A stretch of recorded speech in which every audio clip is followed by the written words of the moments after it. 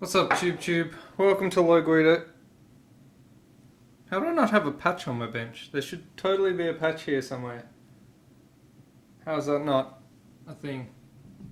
I've not sold many patches lately, so there should totally be patches on my desk. Let's fix that up. Welcome to Low Guido's Chop Shop, second best Gel Blaster channel on the tubes. And a little while ago, I picked up the Thor shell out of the junk bin at Tactical Edge in their, their seconds bin, their bargain basement bin, and I gave it a bit of a refurb, and it's going quite well. And Piggy from Dream 3D hooked me up with some spare shells for it, and also one of his own 3D printed shells, which goes in here, and it has a big hollow space in the top there that we can fill with gels, and then cap off with another little 3D printed TPU cap, which is sort of a flexible 3D print filament. So I'm going to try these out. I'm going to test them in the same way I tested these ones. When I tested these ones, it ended a little bit something like this.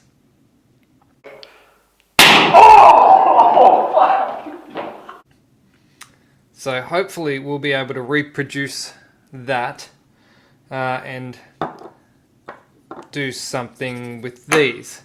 Now I'm planning on using my XM 203 tube, and maybe because these ones are a little bit shorter, they might actually fit into the tube. But no, the Thors were like way too excessive. I don't even know what actually fits in this tube. I like it because it's a nice compact short tube, but I've yet to find any shells that will fit in there when it's open. So I mean, my go-to has always been just I'll drop the shell down there and screw it on like that. It's not ideal, but I don't use it all that often, so it's not a big issue for me. I just load one up maybe at the start of the game if I'm going to play, and then if I need to use it, I use it. If I do, then next time I get a chance, I'll screw in a little thing. However, this 3D printed shell is a little bit chunky. It seems like it fits in this side, but it does not fit in this way. So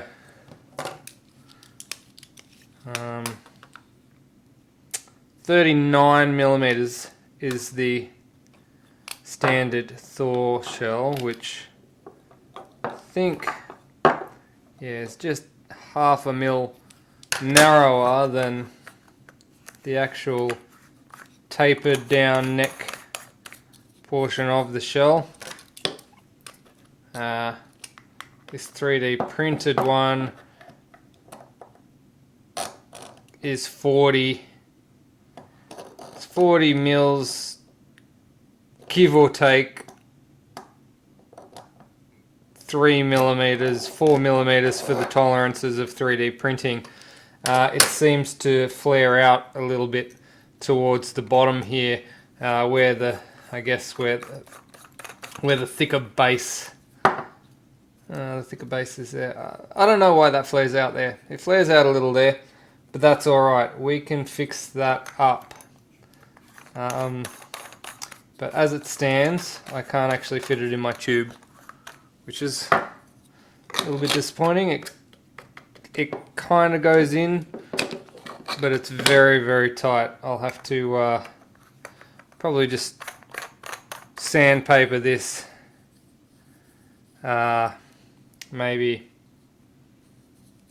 a millimeter or something, just take it down so that it fits in, but I'll do that and then we'll get to it and see how this performs.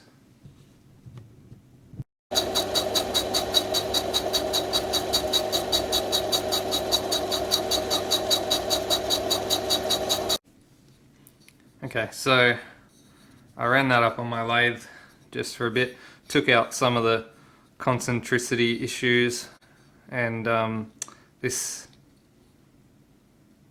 little bulge that was towards the end there. So now that actually fits all the way through my tube. Now, I don't know if this is just an issue with my tube, because I do have it is a weird small tube, but either way, not too much of an issue, just a bit of a cleanup on the lathe, and we are good to go. Now, one of the, I guess the advantages of this style of shell is that it's incredibly easy to fill. You can just get your tactical Palmolive bottle or your speed loader or whatever and just pour them in the end until it's full, and then pop your wadding cap on. Good to go. Good to go. Alright, let's gas it up and give it a test. Now obviously on this particular shell of mine, the gas goes in here. Just fill it like so. Pop that one in there, and then I just pop that in from the front, because for some reason I'm still yet to find a shell that this XM203 properly fits. It's not something that I've found a shell that properly fits, but that actually sits in there nice and snug. Let's go test it on a human. I've got a human. Let's go do that. Okay, so we have the Piggy shell. I mean the Dream 3D shell. Lower.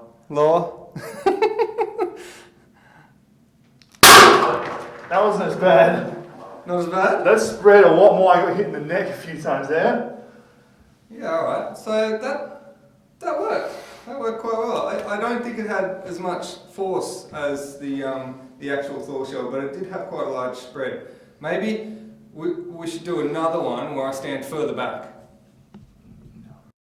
Okay, so I've loaded another shell up, and I'm going to actually not point directly. I'm going to point sort of over in this direction to see what the spread is like. So I'm going to sort of point probably with like a 2 meter lead in front and see what the spread's like, if the spread actually will cause a hit for someone who you're not directly aiming at from.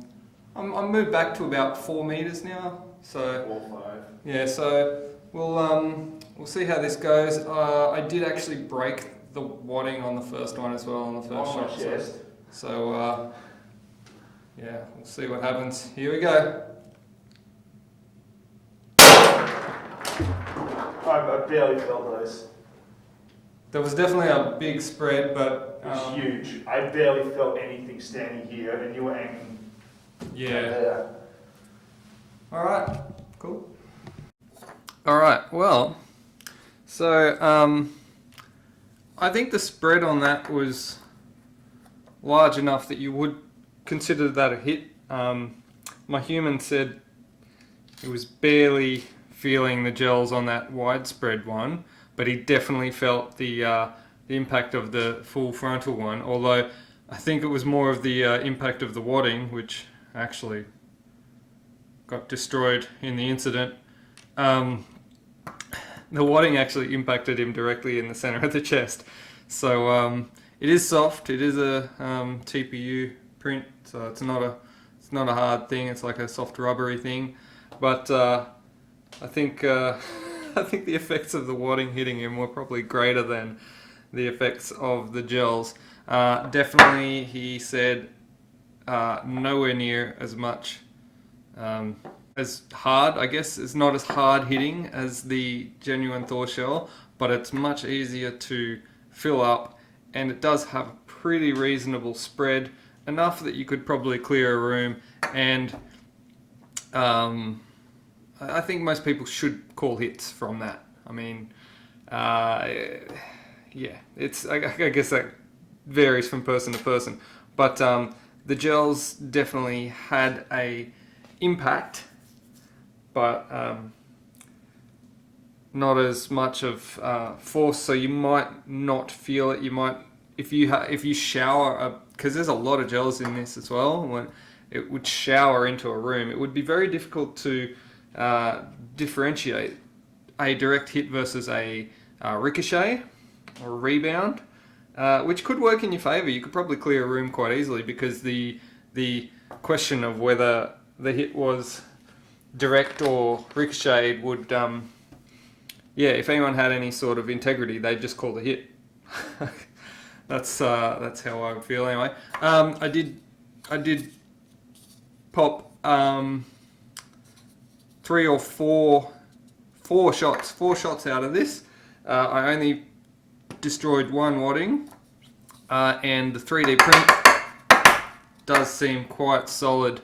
It is quite a strong feeling print. I imagine that there's probably like a fairly high percentage of infill, if not 100%. I don't know. I don't know the exact specs of the print, but it's pretty solid. So I imagine you'd be able to take quite a few shots from that, from your 40mm shell. So I think all in all, that's successful. I think depending on your style and what you're trying to achieve, you're definitely going to have a quicker refill on these ones than these, because you got to, with a speed loader, fill each individual little tube with that. But as a result of this being quite long and individual tubes, each one of these is like a tight ball barrel, so to speak. So each one of these is probably doing, like, I don't know, maybe 200 or 300 FPS. I don't know the exact speed, but yeah, you've got, like, this is almost like an array of barrels versus a shower of gels. This is more like a shower of gels. Either way, depending on your game style and how you want to roll it, you could go either way. This one's certainly easy, and it is a good solution, although you might have to get yourself a few spare wads if they do break, like mine did. Alright, that's it from me. I will probably put a link down to the Dream 3D website in the description as well, so you can check it out. Alright, thanks for watching. Don't forget you can buy me a coffee, also down there, or you can buy a patch. Hit me up on Facebook. Peace.